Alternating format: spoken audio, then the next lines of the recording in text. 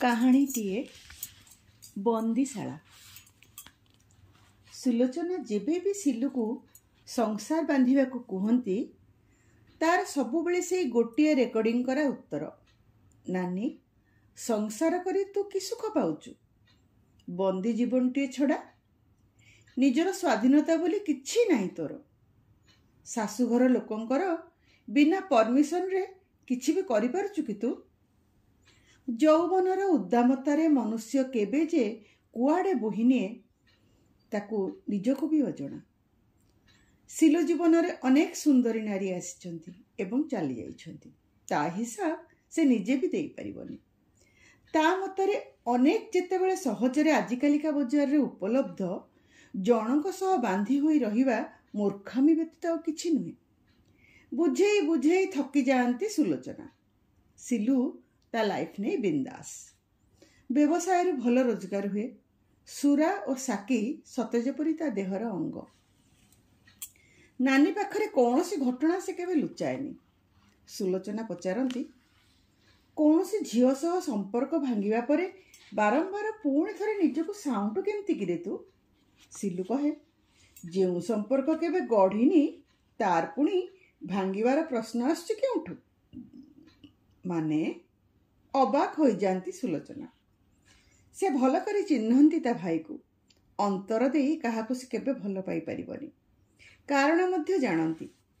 ବାଲ୍ୟକାଳର ଧୂଳିଖେଳ ସାଥୀ, କିଶୋର ବୟସର ସମଗ୍ର ଆକର୍ଷଣର କେନ୍ଦ୍ର ଓ ଯୌବନର ପ୍ରଥମ ପ୍ରେମ ସୋନିକୁ ସେ କେବେ ଭୁଲି ପାରିନି।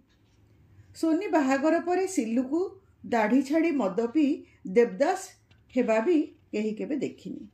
କିନ୍ତୁ ସୋନି ଯେଉଁଦିନ ତା ଶାଶୁଘର ଜଳିଗଲା, ତା ପରଦିନଠାରୁ ସିଲୁର ହିଁ ପରିବର୍ତ୍ତନ। କେଉଁଠି ନା କେଉଁଠି ସୋନିର ମୃତ୍ୟୁ ପାଇଁ ସେ ନିଜକୁ ଦାୟୀ କରିବାକୁ ଲାଗିଲା। ସୋନି ତା ସହ ପଳେଇ ଆସିବାକୁ ବି ରାଜି ଥିଲା। ରୋଜଗାର ନଥାଇ କେମିତି ଆଉ ଜଣଙ୍କର ଦାୟିତ୍ୱ ନେବ ଭାବି ସିଲୁ ଚୁପ୍ ରହୁଥିଲା। ଭାବିଥିଲା ସେ ଆର୍ଥିକ ସମର୍ଥ ହେବା ପରେ ସୋନି ଘରେ ବାହାଘର ପାଇଁ ରାଜି ହେଇଯିବେ। କିନ୍ତୁ ଏମିତି କିଛି ବି ହେଲାନି। ସୋନିର ଇଚ୍ଛା ବିରୁଦ୍ଧରେ ତାକୁ ବାହା କରି ଦିଆଗଲା। ସୋନିର ମୃତ୍ୟୁ ଏବେ ବି ରହସ୍ୟ। ସୁଲୋଚନା ବୁଝାନ୍ତି, ବୟସ ଖସିଗଲେ ସାଥୀଟିଏ ଲୋଡ଼ା ହୁଏ ରେ। ମନର କଥା କହିବା ପାଇଁ, ଦେହର ଭଲ ମନ୍ଦରେ ସାଥୀରେ ରହିବା ପାଇଁ, ଶୂନ୍ୟର ଜୀବନରେ ପୂର୍ଣ୍ଣତା ଆଣିବା ପାଇଁ। ସିଲୁର ସେଇ ଏକା ଯୁକ୍ତି, ଯାହା ବି ହେଇଯାଉ ବନ୍ଦୀଶାଳା ତ ସବୁବେଳେ ବନ୍ଦୀଶାଳା ହିଁ ରହିବ ନା। ତୁ ନିଜକୁ ଦେଖ ନାନୀ, ତୋ ଇଚ୍ଛାରେ କିଛି କରିପାରୁ କି? ସବୁ କଥାରେ ଭାଇନାଙ୍କୁ ନ ପଚାରିଲେ କିଛି ବି କରିପାରିବୁନି।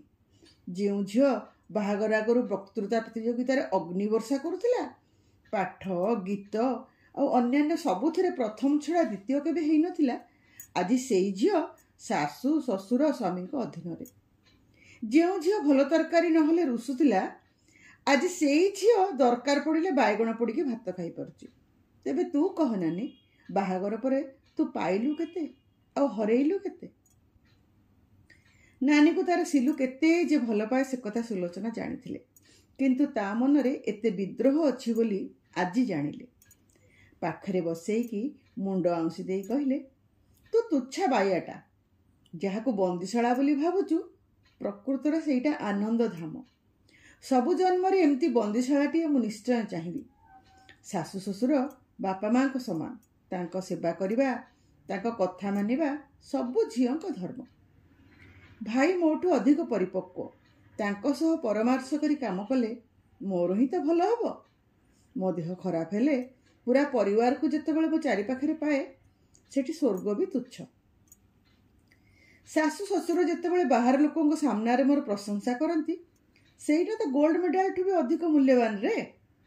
ବାଇଗଣ ପୋଡ଼ା ଯଦି ମୁଁ କେବେ କେମିତି ଖାଇବି ଦେଲି, ସେଇଟା ନିଶ୍ଚୟ 56 ଭୋଗ ଠାରୁ ଅଧିକ ସ୍ୱାଦିଷ୍ଟ। କାରଣ ହଠାତ୍ ଘରକୁ ଅତିଥି ଆସିଲେ ତାଙ୍କୁ ଖୁଆଇ ଯେଉଁ ତୃପ୍ତି ମିଳେ, ତୁ ସେ କଥା ବୁଝିପାରିବୁନି ରେ ଭାଇ। ସେମିତି ଉଦାସୀ ହସଟିଏ ହସି ଦେଇ ସିଲୁ କହେ, ନାନୀଲୋ, ମୁଁ ସେଇ ତୃପ୍ତି କାମନା କରେ ବା କେତେବେଳେ? ମୋତେ ମୋ ପରି ରହିବାକୁ ଦେ।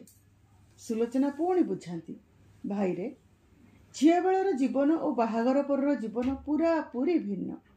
ତୁ ଯାହାକୁ ବାରମ୍ବାର ବନ୍ଦୀଶାଳା ବୋଲି କହୁଛୁ, ନାରୀ ପାଇଁ ତାଠାରୁ ସୁରକ୍ଷିତ ଆଉ ସମ୍ମାନାସ୍ପଦ ସ୍ଥାନ ଆଉ କ'ଣ ଅଛି କହିଲୁ? ଭାବିଲୁ ଆମ ବୋଉ ଆଈ ଜେଜେମା ଯଦି ଏମିତି ଭାବିଥାନ୍ତେ ତେବେ ମୁଁ ଭାବୁଛି ଏଥର ତୋ ମୁଣ୍ଡରୁ ବନ୍ଦିଶାଳାର ଭୂତ ଓହ୍ଲେଇ ଚାଲି ଯାଇଥିବ। ନା କ'ଣ କହୁଛୁ? ସବୁଥର ପରି ବୁଝେଇଥାନ୍ତି ସୁଲୋଚନା। ଭାଇର ଉତ୍ତର ଯେ କ'ଣ ହେବ ସେ କଥା ଯଦିଓ ସେ ଆଗରୁ ଭଲ ଭାବରେ ଜାଣିଥାନ୍ତି। ଧନ୍ୟବାଦ।